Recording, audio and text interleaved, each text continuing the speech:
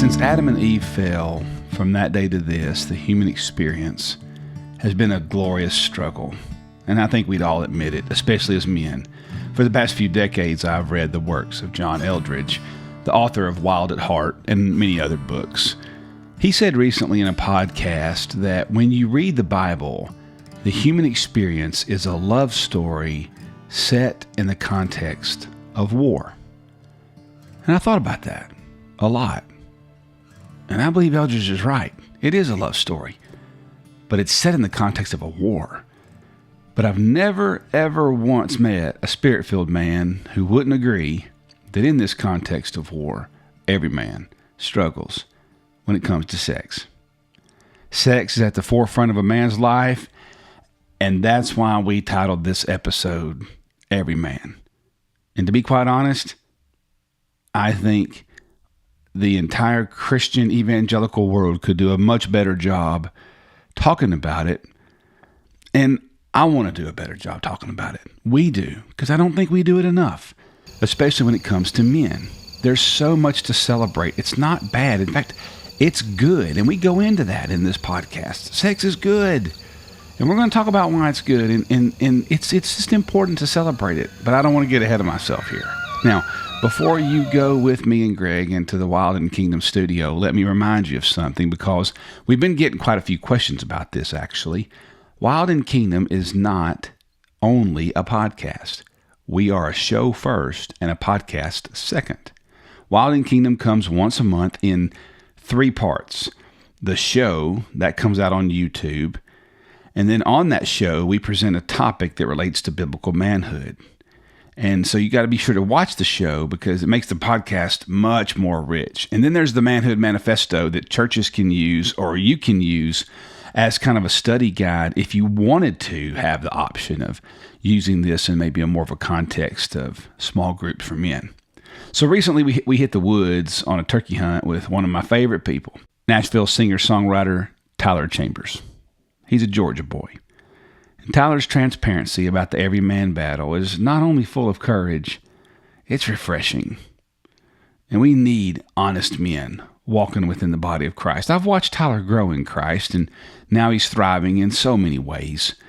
Be sure to watch the show. There's a stellar contrasting truth about 2 very different longbeards that experience 2 very different outcomes. And hey, if this podcast does something for you, or if you think it'll do something for another brother in your sphere of influence that you care about, well, share it. So let's get into the studio together. Let me pray for us. God, thank you for Greg and Jasper and a chance to share the gospel, and for all the traction we've been getting. We pray that we do well with this topic that so many men are going to resonate with. In Jesus' name, amen. All right. Here we go. Well, hey, welcome back to Wild and Kingdom. I want to come out of the gate and just say thank you to Mossberg and Vortex. They are great supporters of what we do, and so we want to always say thank you to them. Today, Greg, well, this is going to be a hot one. We're talking about sex in all of it. Yeah, that's something we don't talk about. No. Not at my house. Not at my house, by George. Or something we didn't talk about at my daddy's house for sure. Yeah. No. Or my granddaddy. Yeah, I was pretty convinced I just morphed out of the ground. But here's the issue. This is called Every Man, because there's not a man on planet Earth that doesn't deal with this. I have said it a million times. Show me a man that hasn't struggled on the spectrum somewhere, whether it's lust, adultery, pornography, I don't care what.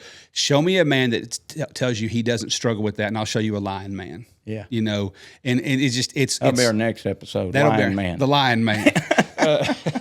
But here's the 3 topics we're going to talk about, but we're going to take a different route today. We're going to talk about, biblically speaking, why does God want us to keep that in the confines of his boundaries? Because I think we always rail against it. Bad. And then all of a sudden one day you say, I do, and then it's all of a sudden good. That can't be. So why is it? This is what I talk to so many young dudes in their 20s, and I think this helps them to understand, listen, man, there's a reason God's wanting to put boundaries on this, and let me help you understand it. That's part one. Part two, we're going to talk about a huge rising phenomenon in America. I've been doing some deep dive studies on this with psychological journals and sociological journals, the rise of the undersexed married man. Because I'm telling you right now, I cannot tell you the number of dudes sitting in a truck or in a tree stand or in a duck blind that have told me how undersexed they are. And sounds like a song. Jasper, come on, Smoke. You got taking notes over there? Yeah, I don't know about that one. Yeah. So I've said it a million times from the pulpit and just at men's conferences. In most cases, the only man that goes looking for food is a hungry man. In most cases. There are those predators out there. There are those guys that just want to bang as many women as they can. But most men, if their bank account is somewhat in the positive sexually, they're going to be okay in their marriage in most cases. But there's an issue with that I want to get to. Number three, but we're going to talk about the keys to winning. How do we win this thing? We're not going to talk about. We could go for 5 hours on the dangers of it. We're going to talk about how a man can overcome and how he can live in healthy freedom and celebration with that. Before we do that, I want to make sure that everybody understands something, because we've been it's been really cool the last 2 episodes. Thank you to everybody. A lot of guys have been sharing those episodes. Our traction has been really great in the first 2 episodes. It's been really cool to see. We recently released one on Joe Rogan and the Joe Rogan effect, and that thing set off a bomb, which was awesome to watch. So we've got that. And for us being brand new, to have thousands of people watch that is pretty neat. Mm-hmm. But I want to say to everybody, make sure that there's something we really want to make sure that you understand, that Wild and Kingdom has 2 parts. We are not just a podcast. We are a show. So if you don't watch the show, the podcast won't always make a whole lot of sense. It makes more sense if you watch the YouTube show. Mm-hmm. So I want to make sure everybody knows we have 2 parts. Everything has a show and then a follow-up podcast. But here's the big thing. Jasper and I have been working really hard on something that I think, if you go to a church, I think you need to listen to this issue, and that is future-proofing your ministry. And what I mean by that is, so before I forget to say it, we believe it is mission critical that you sign up for the email at wildandkingdom.com. Just go to wildandkingdom.com, put your email address in there for the Manhood Manifesto. And there's a reason for that. We don't sell anything at Wild and Kingdom. We're here about the truth. But we're trying to future-proof some things, because if you let's think about what's happening with Meta, right? Facebook, Instagram, TikTok. They are the middlemen. So let's talk about who Meta would be. If Meta was a girl and you were trying to date her, she said, "I don't like you." If you're a Second Amendment, if you like the Second Amendment, if you love the Lord, and if you are conservative biblically, well, that girl hates you. I don't like you. Mm-hmm. And so then what she's saying is, well, I'm not going but I want you to go to the prom with me. Well, I'm not going to the prom with you. I can't stand you. But I tell you what I might do. If you'll talk the way I want you to talk, if you'll act the way I want you to act, and if you'll let me filter everything you say, then I might talk with you. That's Meta. Oh, but I'll really talk with you if you'll pay me to talk with you. So we have somebody. If you have a business, if you're a songwriter, if you have anything in your life, you are relying on a third-party vendor to filter, and they're the gatekeepers. They are the censors. Well, we're trying to get around that, because there's a day coming. Like right now, Meta is shadow banning all kinds of people. I was talking with a guy the other day who's got a friend that is a very famous celebrity, former NFL player. And he's under a shadow ban right now. Most gun companies are under a shadow ban. Why? They don't like you. So they're going to choke you down. Well, if we can email you the episode, and if we can email you the podcast, there's nobody between us. So at Wild and Kingdom, we started a Patreon account. Now, you can have Patreon for free. But why did we start Patreon? Because Patreon, if YouTube ever goes woke, everybody's in trouble. Right? Because how are we going to get the gospel message out if you're a church? Mm-hmm. Patreon has a lot more free speech additives. So we're just trying to future-proof. We're going to ride YouTube as long as we can. But if they go down, and they could in a day, they could say, "No, you're no longer in the cool kids club because you're a Christian," which happens all the time. Mm-hmm. okay, then where can we be seen? Where can we be heard? Well, Patreon is one of those places. So it's why we're also pursuing more on Twitter, or X as they call, because that is an issue. So just know that if you're a church, if you're a business, if you're a conservative Christian, you better start future-proofing your brand, because it's coming, brother. I'm just telling you. So I want to get that out of the way before we get started.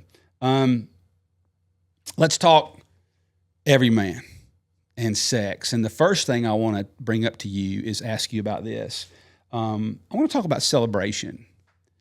And you talk about how your dad, it wasn't brought up in your home, wasn't brought up in my home either, right?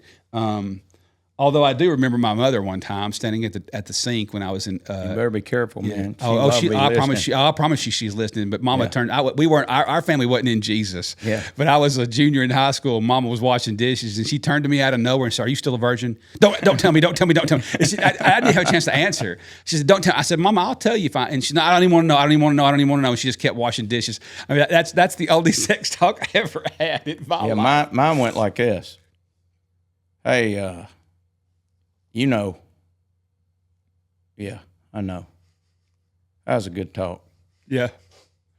So I'll tell you right now, I was in the lunch line in the first grade at East Lincoln Elementary. I won't say his name, but I'll tell you the three guys there's this one kid that told me and Ronnie Ferguson and Chris Rickman how it all went down in the lunch line. And we're like, are you serious? Oh, yeah. How do you know? Because I've seen it. I'm like, oh. Yeah. So when Michelle and I when she was pregnant with Cole, she said, by the time he's 12, we're going to have. I said, honey, if we wait till, in 1977, I got the lowdown at the age of 6. Yeah. So, but we don't celebrate it. And I think the church, I do think the church has derailed here in terms of, we don't celebrate sex. We don't celebrate the gift, and we really, honestly, we don't teach on the gift of it. Mm-hmm. And I think, think about it. I thought about this, Craig, and you study deep scriptures. You study a lot, but if God made it, then it's good. Mm-hmm. If He made it, it starts with, hey, this is good. Yeah. And I don't think we celebrate that enough. Well, there's a lot of, but I don't want to fast forward the movie, but there's a lot of, it's good if it's godly. If it ain't godly, it ain't good. That's right. And that should be a T-shirt. Put that on a T-shirt, Jasper. That's on T-shirt list, Jasper. So if it's godly, even married, let me go back and say, if it's good, if it's good if it's godly. And if it's not godly, it ain't good. That's right. Yeah, I like that. And so, what does that mean? Well, if we drag the world into we're married and we drag the world into that, things that are not of God, things such as pornography or a host of other things that I've counseled people on, then the enemy is going to seep in just like it does anything else. Anything else, sure. And he's going to take that good thing and he's going to twist it and make it bad. And then you're going to see destruction. And this past week, I had a conversation with someone, and that person's, they were not believers, but they were two people who loved each other dearly, and they really did. I mean, there's no doubt. And they anyways ended up allowing some stuff inside the marriage that spiraled the marriage out of control, and the woman shot herself and killed herself. Oh my gosh. And the husband is dealing with grief beyond belief.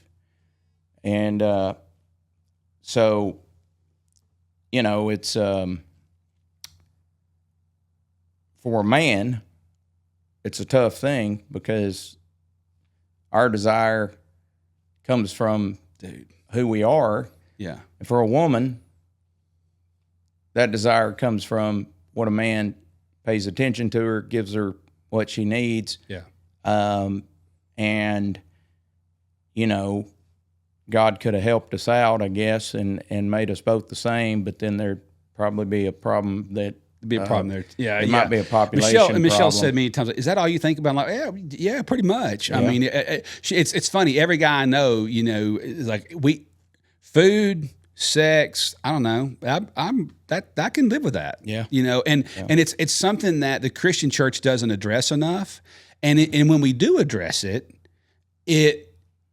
it's obviously in the pejorative. It's not say obviously. It's usually not 100%.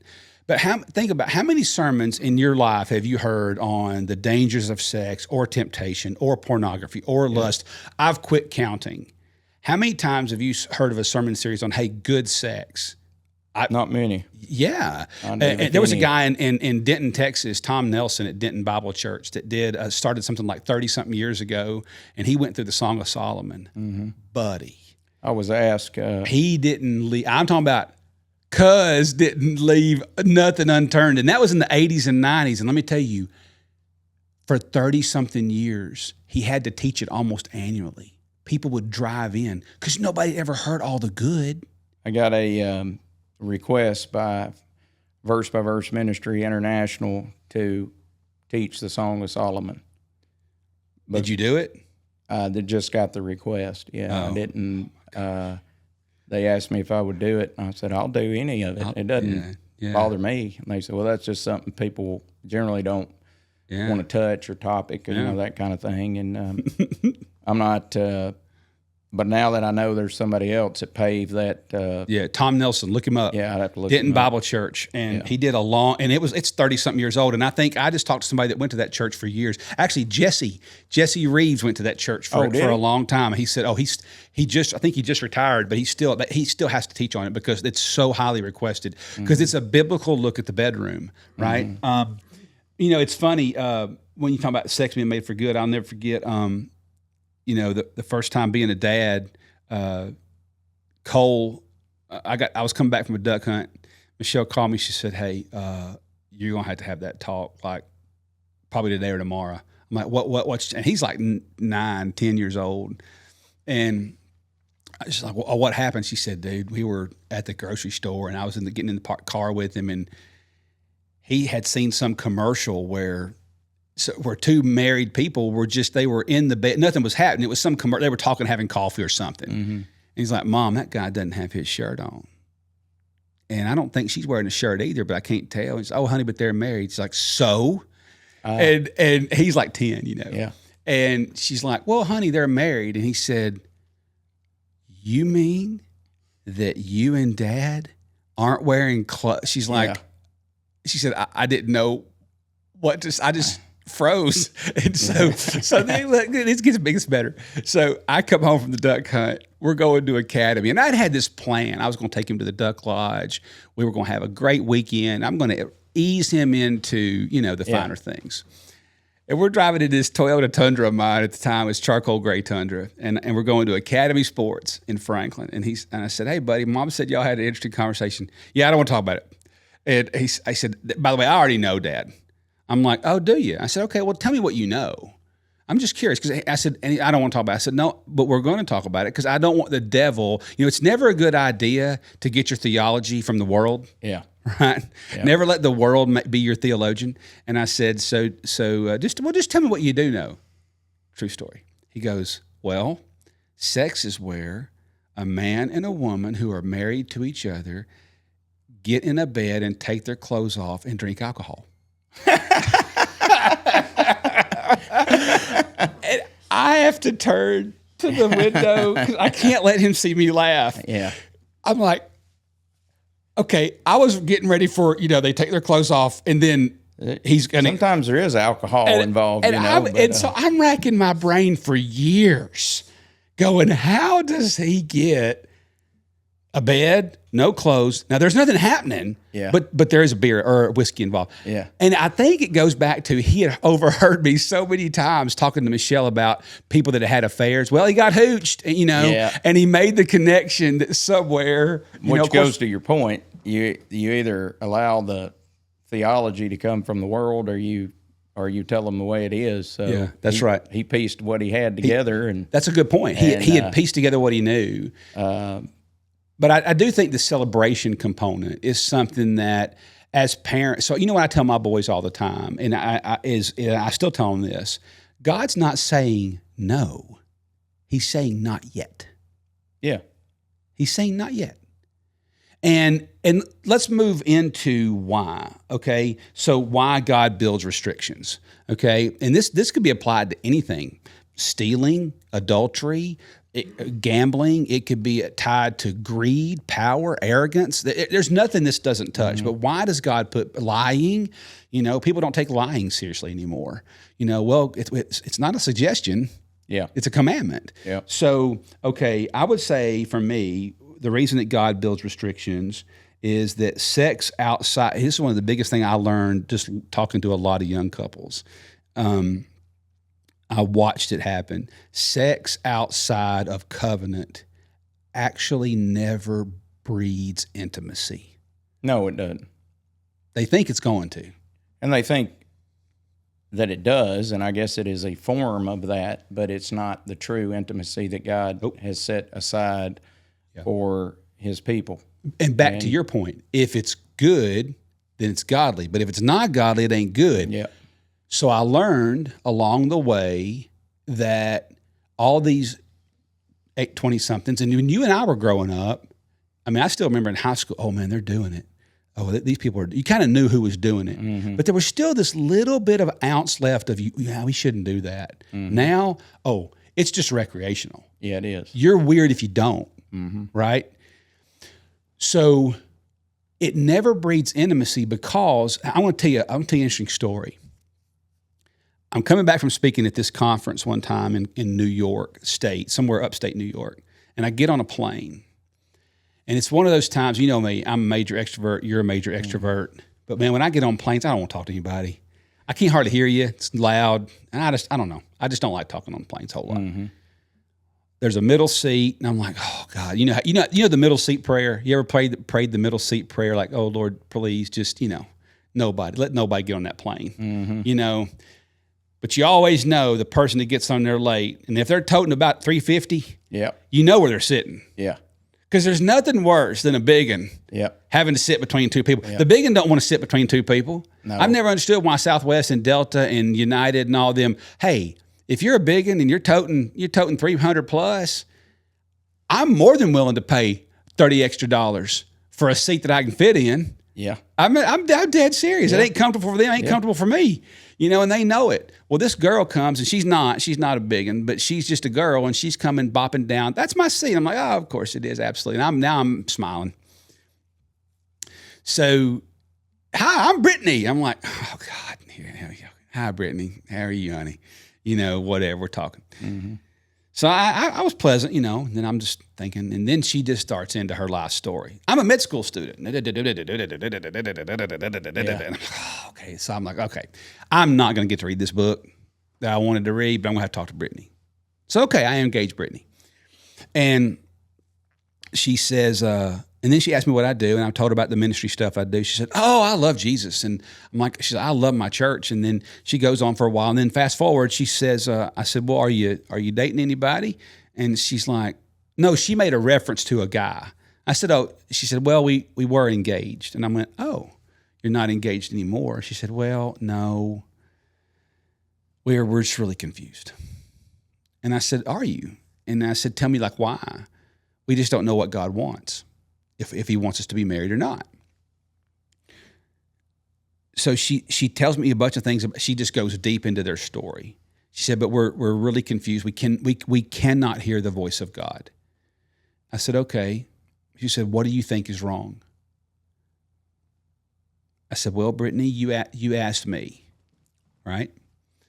Okay, you asked me. I want you to know, and I leaned in where it wasn't loud. I said, it's about to get very personal for you. But you asked me. I've been in ministry a long time, and I've been around a lot of couples your age. Are you having sex with him? And she just lowered her head and she shook her head yes. I said, okay. Oh, I said, I knew the answer to that because statistically you'd be in the 1% club if you're not. Let me tell you why you're not hearing from God. Because you're actively doing something, and he's not going to speak to whether you should take that job. He's not going to speak to whether you should marry him. He's not going to speak to other things when you're living in willful defiance. Forget what the issue is. Doesn't matter what the issue is. In this case, it's sex. But I said, here's the thing of why y'all are confused. Tell me if I'm right. You thought having sex would make you closer, and all it did was bring shame, guilt, and turbulence. She said, yeah. I said, exactly. Yeah. Because when you go around it, I said, and here's the thing that you're mistaking. You thought sex would bring you intimacy. Let me tell you, at the time I'd been married like 15 years. I said, let me tell you where you get intimacy from. Intimacy comes through mileage. The failures, the victories, cancer. It comes through parents dying, lost jobs. Intimacy comes through mileage. That's where I said, now, I'm not saying sex doesn't help it. It does help it. But you tried to bypass covenant, and it backfired on you because it always does. Yeah, I mean, and she says she, we don't want to go down this road, I guess, again, but I can't hear from God. Yeah, you can. Yeah. He put it in his word. Yeah. It's very The Bible clear. is God in word form. Just read it. Mm-hmm. Study it with YouTube and the internet and all of that. You can, I mean, first off, you're in completely out of the will of God. Yeah. So what a great point you make. I can't hear from God. Sure you can. Yeah, I mean, it's not everybody's. He's already spoken to it. Spiritualizing this stuff to make it. I have people ask me all the time, how do you hear from God? I read His Word. Mm-hmm. When I read His Word, I hear from God.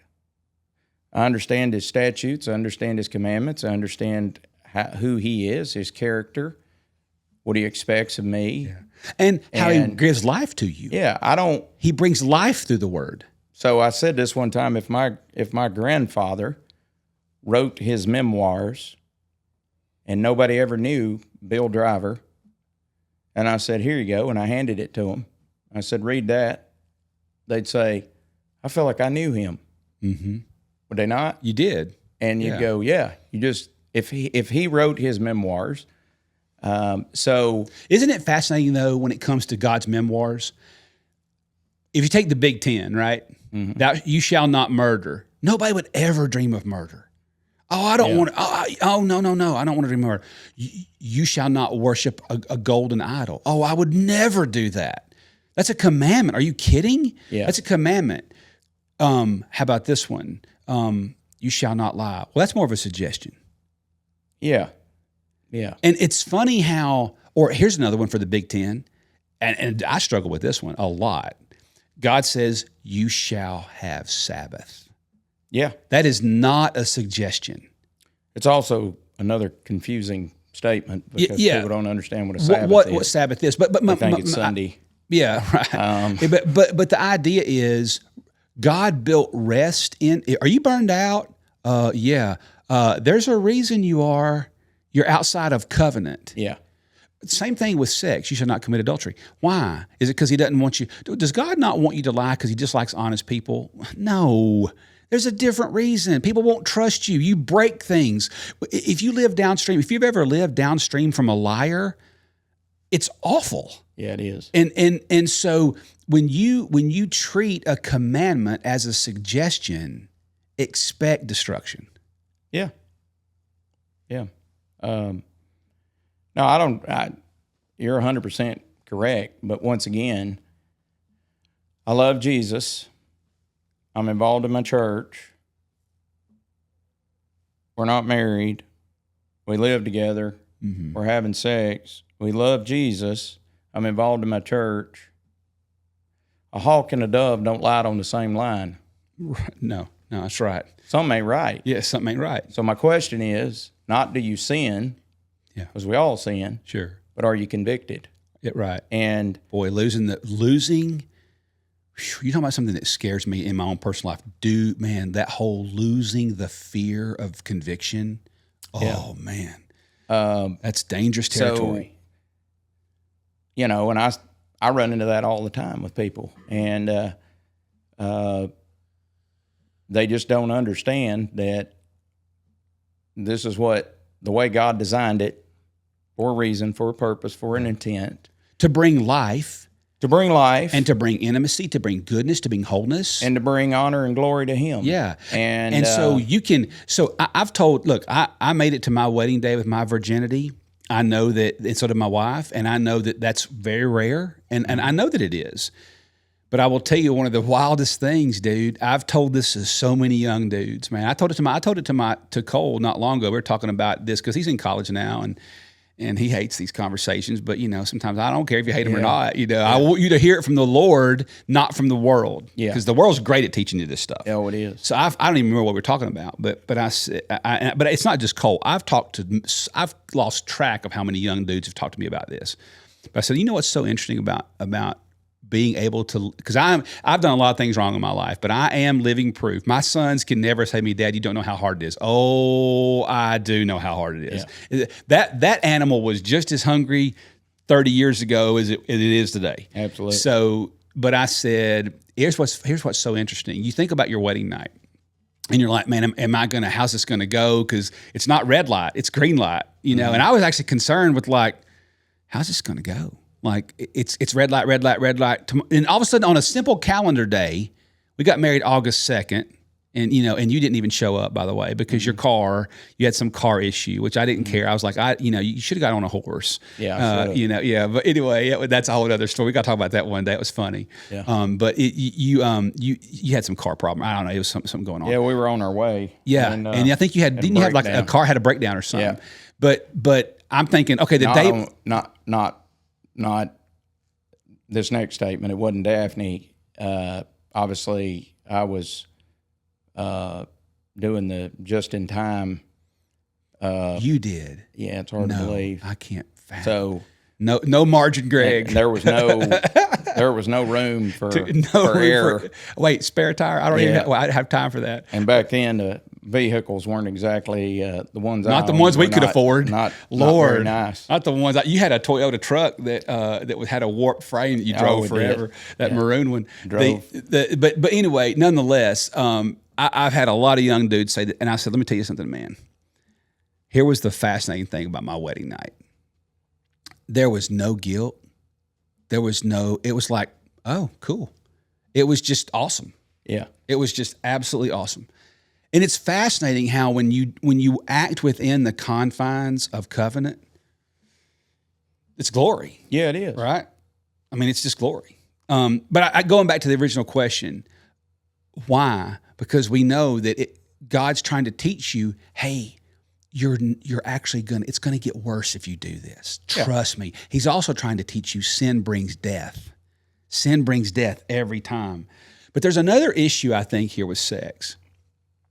And it is that there's a dangerous thing that happens, and you kind of alluded to it a minute ago, and that is losing the ability to be convicted. When you start, and this, I thought about this as I was putting the show notes together. When you start being comfortable with sin, and for some of y'all listening, sex may not be a problem for you. You may be locked down tight in that area, but maybe yours is greed. Maybe yours is wanting to get money or whatever your thing is. When you start disobeying the Lord, sin will teach you that it's easier to continue disobeying the Lord in other things. It's kind of like, cops. One of the things cops really get worried about when they get that call over the radio and they say, you got to go to this person's house. And by the way, he's hit a cop before. Yeah. Oh. Yeah. In his mind, he's broke that threshold. Yeah. So he's not afraid to take a swing at a cop anymore. Same thing in my undergrad, I studied a lot of sociology. People that beat their wives, once they cross that barrier, it's no big deal anymore. Well, it's just no different than somebody goes to jail and they're terrified, and then they go to jail and realize it's not what they thought it was, and it's not as bad as they thought it was. Yep. And the next time, going to jail is not the end of the world anymore. Right. So sin breeds sin. And I don't know about you, Greg, but one of the things I've noticed, and I've brought this up a lot, you and I've seen a lot of evolutions of the church in our 30 plus years of ministry. But one of the things that I've really noticed, I'm not saying that this doesn't make me a holy person to say I recognize this. But what I am saying is I've noticed there's just not that much regard for holiness anymore. No, there's not. I mean, it's just not as big of a deal. No. So I was thinking about Proverbs 5 when it talks about the adulteress. He says, for the lips of an adulteress drip honey, and her speech is smoother than oil. But in the end, she is as bitter as wormwood, sharp as a two-edged sword. That's interesting. Think about that. The lips of an adulteress, it looks like it's going to be awesome, but in the end, it's going to kill you. Mm-hmm. And that's what God is saying about. So why do so many couples end up breaking up? Why did that lady, I don't know a tenth of what you just said about her killing herself, sexual deviancy led to death. Well, and it wasn't the only thing, but it's the enemy taking you to a place where he's going to drop you off the end of the cliff. But you may be riding along, and you may feel, if you're a believer, you should be convicted, but you also have the flesh that's speaking loud and clear, and emotion, which is going to win out more times than not, and takes you to a place, takes you for, I forgot the old saying, but, it's keep fun. you longer than you want to stay. Yeah, keep you longer than you want to stay. It's Sin fun. will take you further than you want to go, cost you more than you want to pay, and keep you longer than you want to stay. Exactly. Yeah. And so, and then people get to the end. Unfortunately, that's generally when I get to pick up when the plane's either already crashed or it's 500 feet off the ground and it's about to crash. And then you start going back through that, stripping it all down. And what happened? And something you and I both learned as pastors, if you would have told us before the check engine light came on, we could have helped. Yeah. But in the Christian church, we don't, there are so much plasticity in the church today. Nobody opens their lives up. No, They're so afraid of what you might know. And I'm like, you know what I already knew about you? You're not that great. And you know what you do about me? I'm not that great. So can we just get over that now and say, but here's the other issue. So many people, and this goes for everybody that has a pastor in their life, they're so afraid to tell the pastor what they're going through because they're wondering he's going to think I'm a horrible person. No, he won't. Yeah. He's seen it all. Yeah. You're a moron wrapped in an idiot for holding that stuff inside, because when you keep it tucked away, the devil will continue to lie to you. But you know what? Surgery's done in the light. It's never done in the dark. When you bring it to the light, the devil can't lie to it anymore. No, it can't. And I'll just say I've had many people tell me lots of stuff. There's never been a time ever for me that I didn't see them for exactly who they were when they were in church. Yeah. I never looked at them and heard in my head what they told me. I never looked at them and said, "Oh, I wish they hadn't told me that." Isn't it true? Yeah. That's I a never great even word. think about it. That's a great word. It didn't change the way you saw them. It never changed my perception No. of them. It made me love them even more. Yeah. Made me 100%. Made my heart break for them. Yeah. And what they were going That's through. a good word. Yeah. But I can understand it from a human standpoint, saying, well, when I tell this person that, yeah, it's going to change everything. They see me and my husband and my children, and they think we got it all together, and we don't have it all together. And, and now he's going to look at me differently, or whatever it is. That's not how it works. No, one of my friends, Mac Jarvis, one of my closest buddies, you'll meet him one day, and we've been together a long time. He's a pastor in North Carolina, and he told me one time, just out of the blue, we were talking about something. He said, "Man, there's nothing you're ever going to tell me that's going to change the way I feel about you." Yeah. I'm like, there's no penalty here, man. Yeah. Like, and I may come at you and I may give you a spiritual uppercut and a kick in the nuts and wake you up. Well, that's just called brotherhood.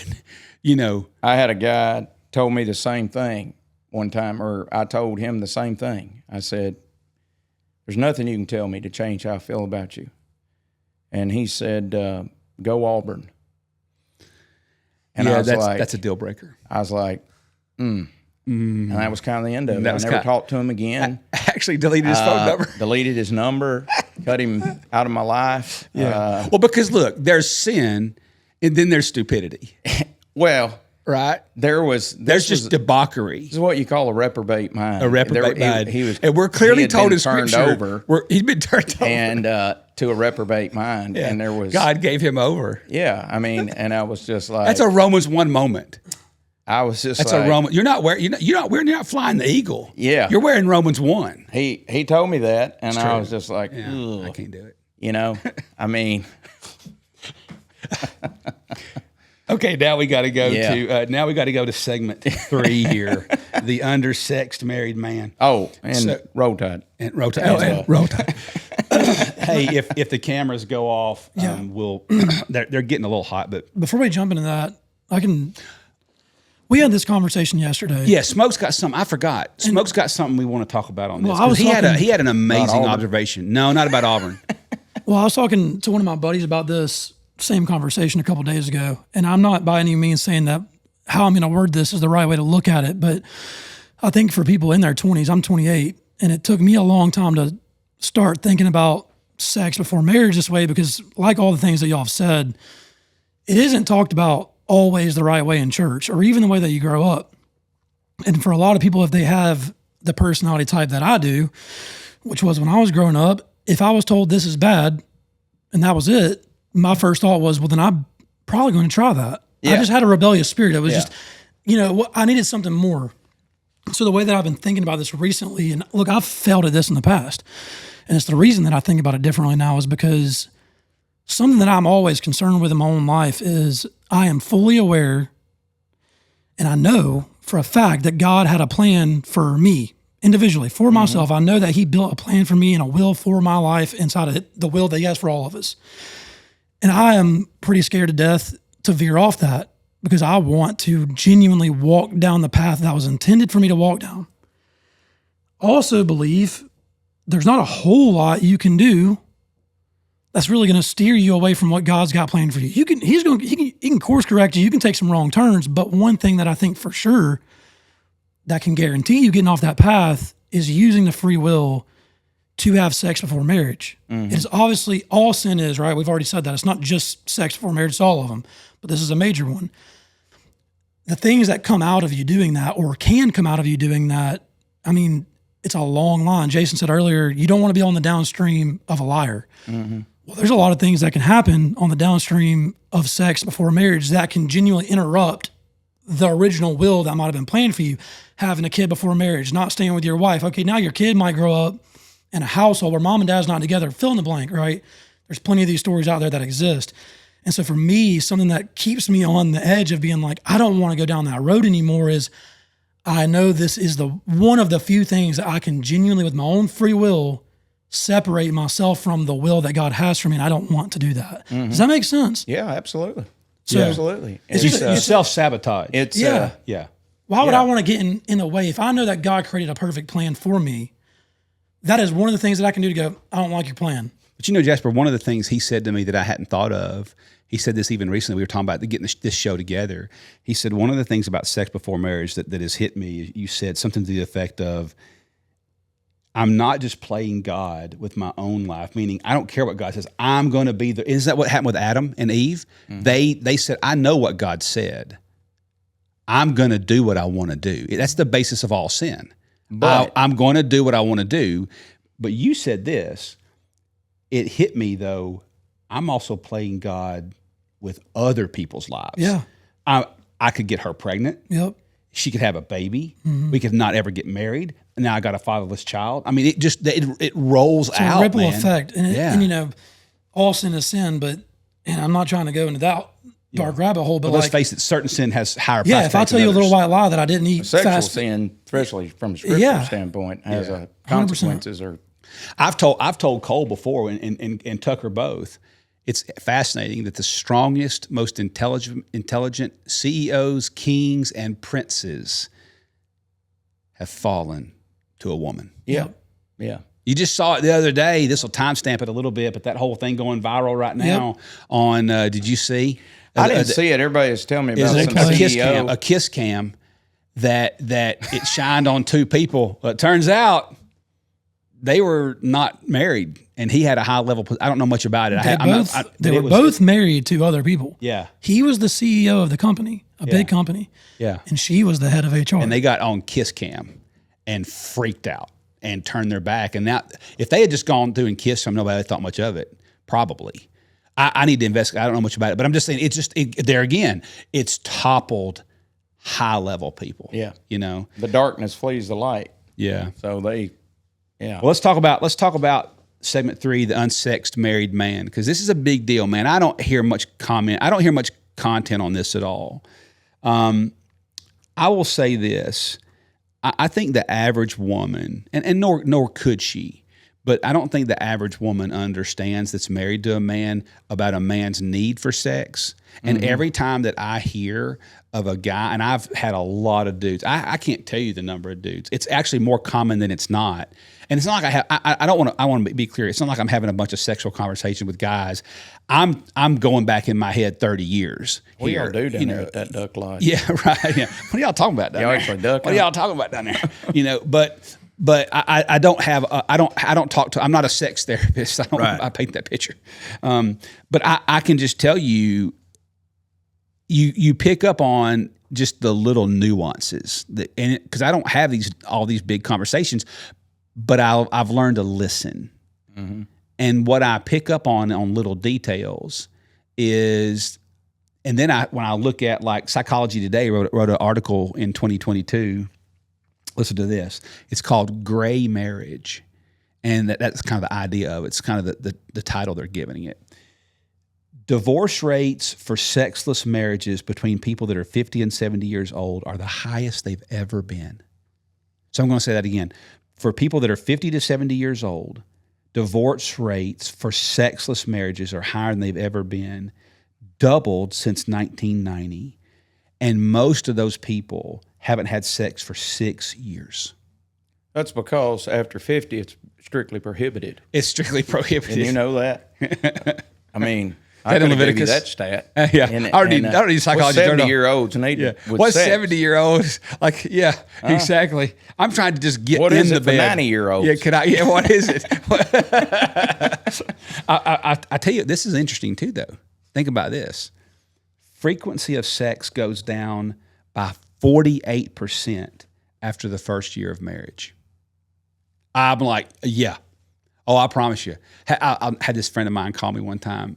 I won't call his name. He's a minister, and he was so excited about getting married. And Michelle and I have been married like 10 years. And he said, man, we're just going to do it all the time. And we're turkey hunting or something. And he said, I can't wait, because he had done a good job. They had both stayed sexually clean. He said, we're just going to do it all the time. I said, no, you won't.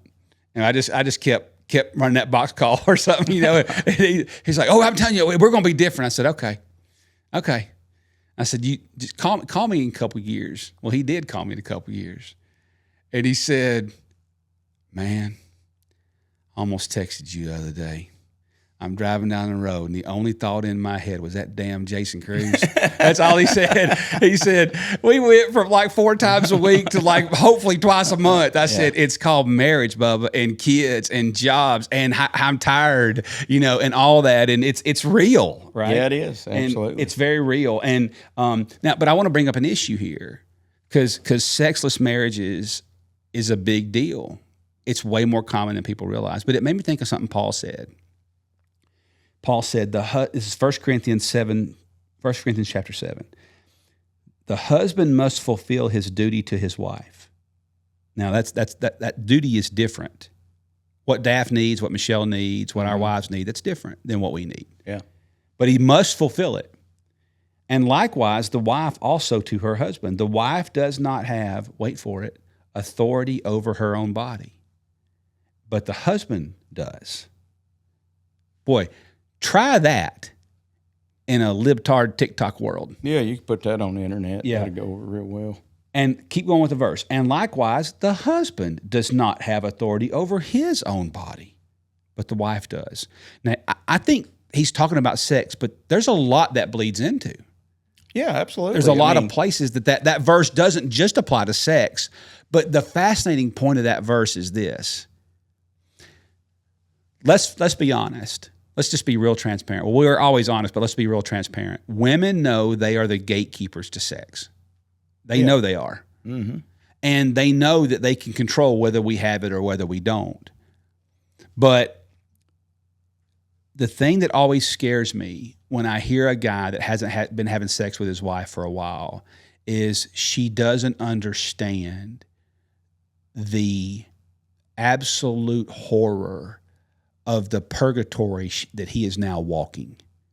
Yeah. She has put him, and I'm not saying she's evil. I didn't say that at all. What I'm saying is women do not understand that when they cut that off, you catapult your man into a wilderness of really, really good lions. Yeah. Oh, yeah. Absolutely. I think one of the problems is, though, Jason, is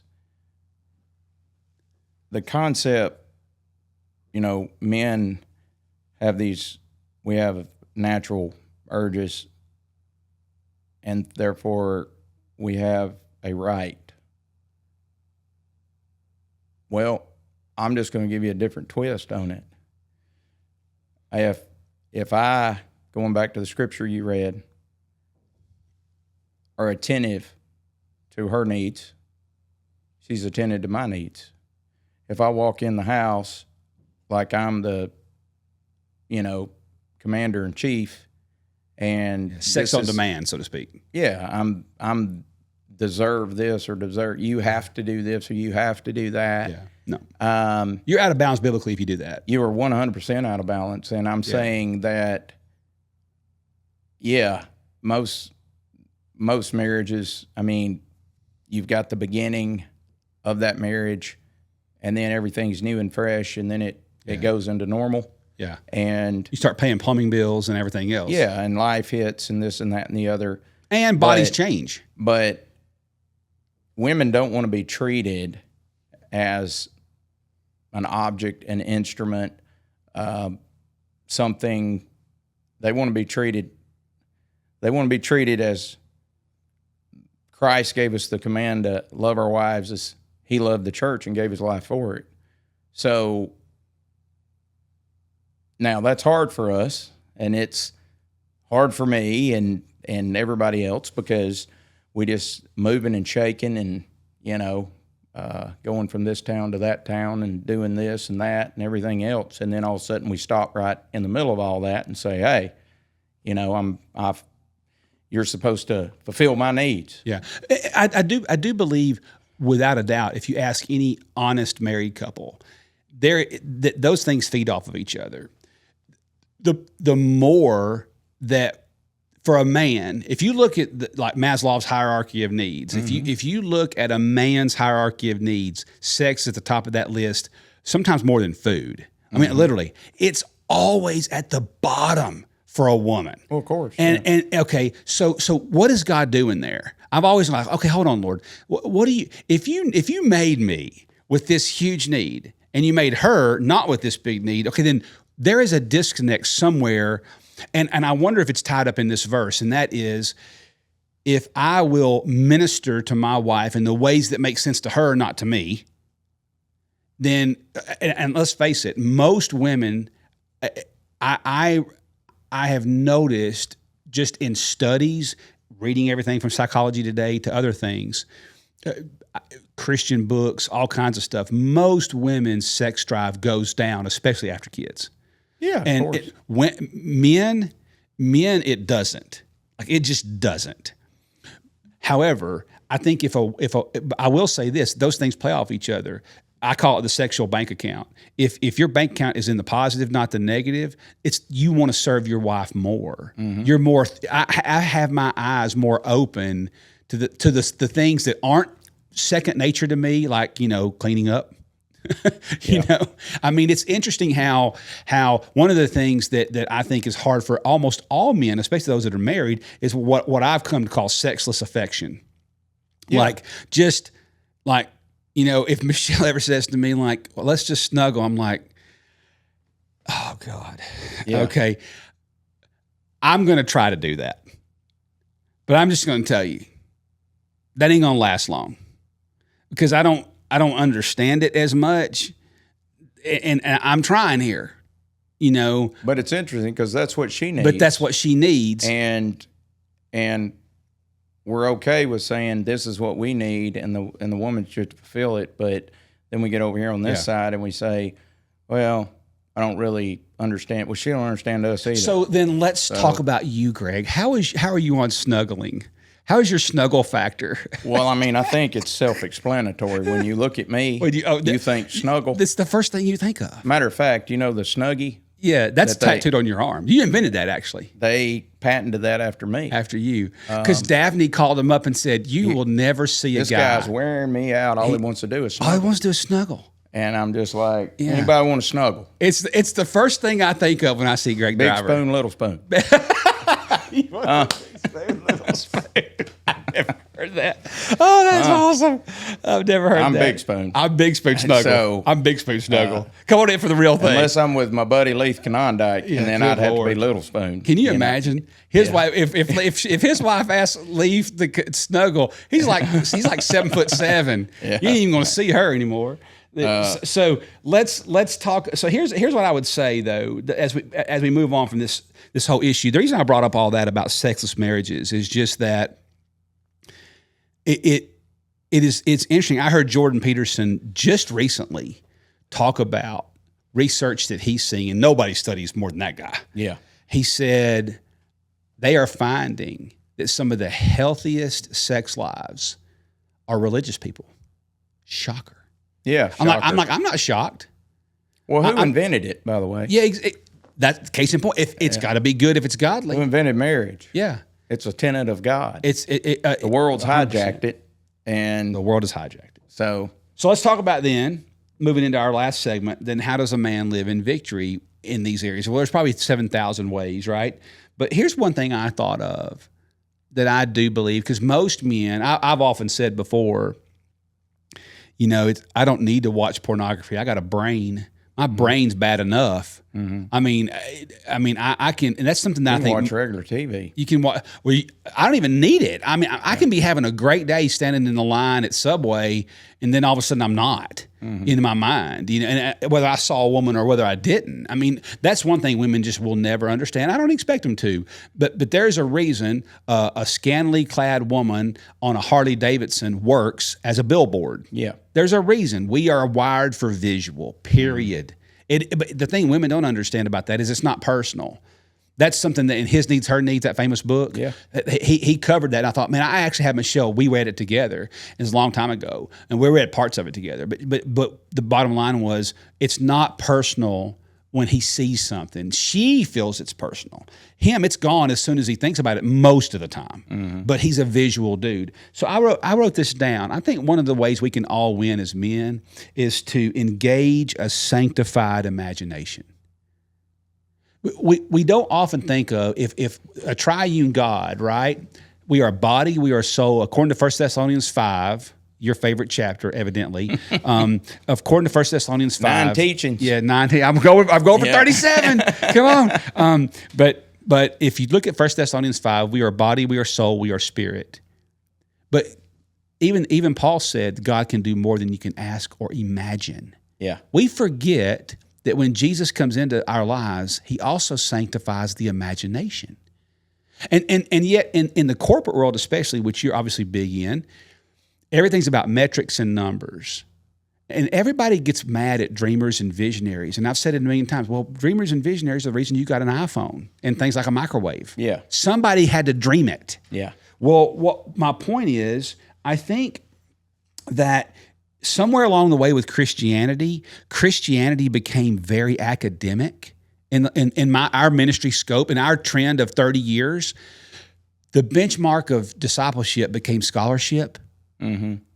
I'm not knocking scholarship. We got to study, But let's not forget that we are emotional people. Yeah. God made us emotionally. And so if you lead out with, if somebody comes to you a lot of times and says, hey, I'm feeling this way about the Lord, then we always, oh, bless your heart, you're engaging your feelings. Look, dude, God made feelings. Jesus cried. Yeah, I mean, absolutely. he made feelings. So, well, that imagination came from God too. And I think that when you look at the scriptures, gosh, read the Psalms. Holy cow. You can tell what kind of what kind of day David's having out of the gate. First one Psalm, Lord, you're wonderful. I just love you. I just cannot get past how much I love you. Next Psalm, I hate everybody and I want to kill them all. Yeah, that's right. I mean, Yeah. he was emotional. Yeah, absolutely. I think sometimes the spiritual gets intertwined with the flesh, and the emotion is all in that. And it's not that we're not supposed to have emotion, or we're not supposed to have an imagination, but how do we get our imagination In line with the Holy Spirit. and what causes us to even dream or have an imagination? It's what we feel. Yeah. But isn't it cool, Ourselves up though? with. Isn't it cool that God gave us an imagination? I mean, isn't that neat? absolutely. I mean, you think about, like, if you are very creative. Jasper's super creative with writing a song. You're really creative with business. Yeah. It's art. It just looks different. Yeah, it does. God gave us imaginations, and I'm really great at imagining that I have flat abs. I've got a six pack. They're in there, right? Yeah. I imagine. I think I do have a six pack, but that plastic ring that holds them, it is broke. Yeah. It holds. It just got loose. Yeah. But I have six of them in there. They're just not talking to each other. I had a guy, an older gentleman, one day told me, he said that you need to be glad that you have some weight, because if you ever get sick, you're going to need it. Yeah, that's right. And it was that day I don't that get cold as quit easy. CrossFit and P90X, sure. and 100%. I started eating Yeah. Burger King.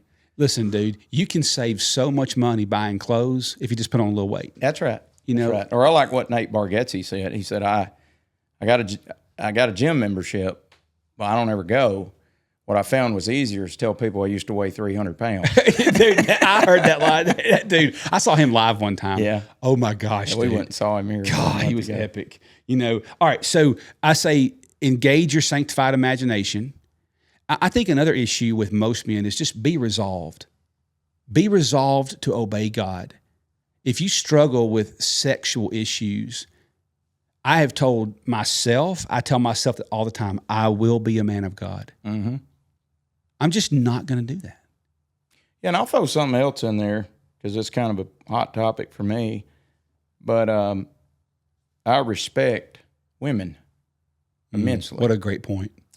So, do you respect them, or do you see them as a They're just there for a me. means to an end? Yeah, what a great word. And the greatest gift that humanity was ever given was that of a woman.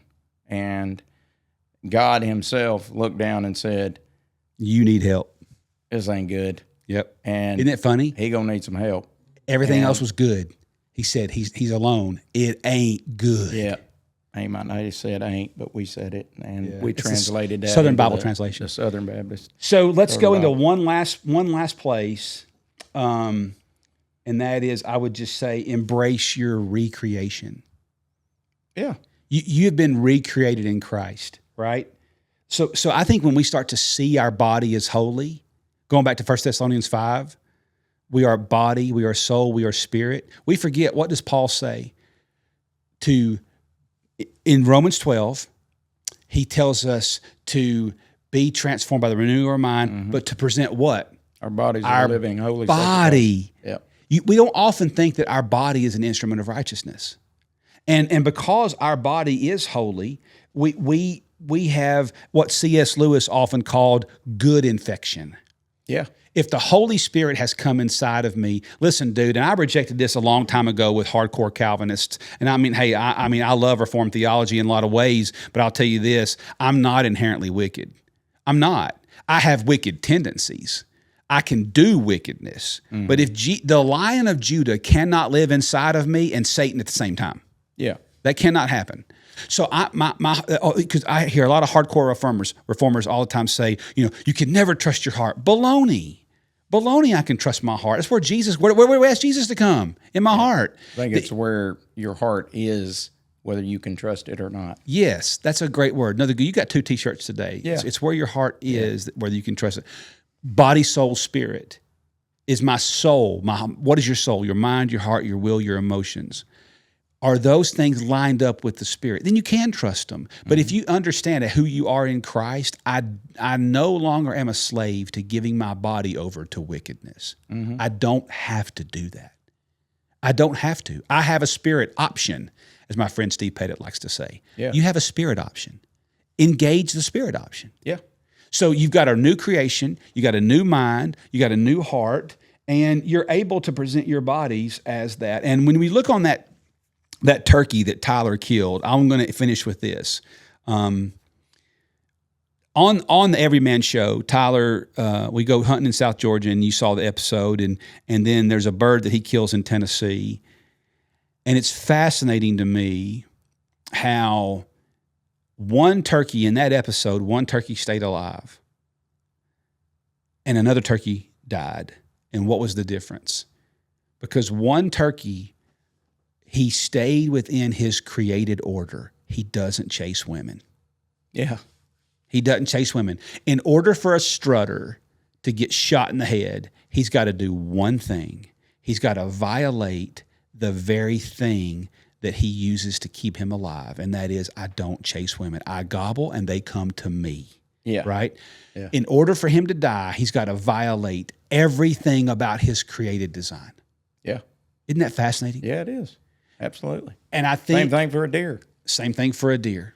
Yeah. He's got to violate what he knows to be true to get shot. He does good, except for one particular section of the year. 1 week out of the year. And he'll walk out in the field in the middle of the daylight. he'll walk out in the middle of the Walmart parking lot. Yep. And It's fascinating. it is.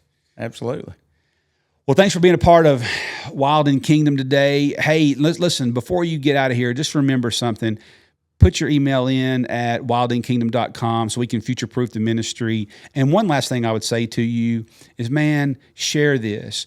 I'm not saying put it on your Facebook page. I'm saying if you have a 20-year-old son or a 25-year-old son, or you have a 15-year-old son, or you got 3 buddies, be a digital missionary, man. Share this stuff, because that's why we're doing it. And it's been really neat to see how much feedback we've gotten from how many people are sharing our episodes. And so share this with somebody that you think could give them some strength. And we'll see you again right here at Wild and Kingdom at wildandkingdom.com.